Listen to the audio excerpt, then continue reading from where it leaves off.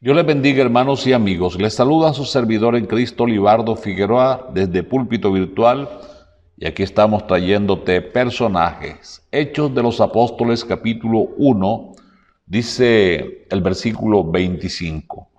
Como apóstol para que tome el lugar de Judas en este ministerio, porque él nos ha abandonado y se ha ido al lugar que le corresponde. Esa es la Nueva Traducción Viviente. Señor Jesús, a ti te doy las gracias, Dios eterno, la honra, la alabanza, el honor, todo el reconocimiento. Dios mío, te ruego, háblanos una vez más conforme al propósito que tienes con cada uno de nosotros. En el nombre del Señor Jesús. Amén. Hablemos un poco acerca de Judas, a quien llaman el Iscariote. Es porque era natural de un pueblo llamado Querío. También nos dice la Biblia que él fue elegido por el Señor Jesús para que fuera su discípulo y así hacer parte de los 12 apóstoles. Fue el mismo Señor quien lo eligió a él, al igual que a Mateo, que a Pedro, que a Juan, que a Jacobo, que a Andrés, a todos ellos. Les dio el mismo trato, la misma formación. Pero además Judas se destaca por ser el único y a quien el Señor designa directamente para que fuera el custodio, el guardián de la economía del grupo apostólico. Fue el primer tesorero que hubo entre los apóstoles. Alguna habilidad debía tener. Ahora, Mateo también era un buen, hábil manejador de economía porque él era recaudador de impuestos antes. Sin embargo, fue colocado Judas allí.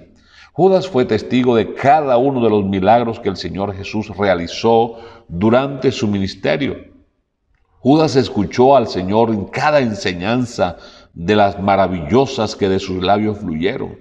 Judas fue en la comisión cuando el Señor los envió, la comisión nacional de anunciar el reino de los cielos a la nación de Israel, advirtiéndoles que no fueran por casa o en casa de samaritanos entraran. Judas hizo parte de ese grupo esplendoroso que anunciaba que Jesucristo era el que había de venir. Judas está llamado a cumplir un ministerio que aquí los apóstoles dicen que era el lugar de un hombre grande. Era un ministerio que debía cumplir, pero ahora que ya no está, quedó el lugar abandonado. ¿Por qué no está? Porque dice la Biblia que Satanás entró en el corazón de Judas para traicionar al Señor. Ahora, ¿por qué Satanás tuvo cabida? Tuvo que ser porque Judas empezó a acariciar y amar al dinero más que a su Señor. Por algo la Biblia nos dice, raíz de todos los males es el amor al dinero. Y fue precisamente por esa inclinación donde Satanás encontró cabida y Judas terminó traicionando al Señor. Pero me llama la atención la ternura y el amor del Señor en Mateo 26, dice los versículos 47. Mientras todavía hablaba, vino Judas, uno de los 12, con él mucha gente con espadas y palos de parte de los principales sacerdotes y los ancianos del pueblo, el cual le entregaba y había dado señal diciendo, aquel al que yo besare, ese es, prendedle. Enseguida se acercó a Jesús y le dijo, salve maestro, y le besó.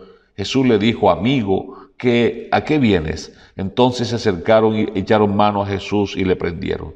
Note al Señor Jesús llamando a Judas hasta el último momento amigo. Judas estuvo con el Señor a cada instante, se sentó con él en la mesa, participó de los milagros. Claro, lo observamos que nota que ama el dinero en aquella ocasión cuando el perfume fue derramado y él se enojó. ¿Por qué se hizo este desperdicio?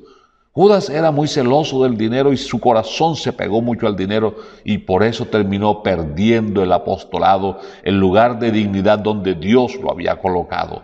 Tuvo otro que ser elegido en su lugar, finalmente terminó por allá suicidándose. Hermanos queridos, Dios nos ha dignificado y nos ha puesto muy en alto.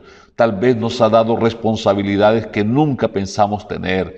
Dios nos ha honrado colocándonos a su servicio, seamos fieles. Porque el Señor nos escogió no por capaces, sino porque no lo éramos. Lo vil, lo débil, lo menospreciado del mundo fue lo que Él escogió. ¿Qué quieres tú que diga tu lápida? La lápida de Judas dice siempre el que lo entregó, el que lo traicionó. Qué bueno que en la tuya diga, aquí está el cuerpo de un fiel servidor del Señor.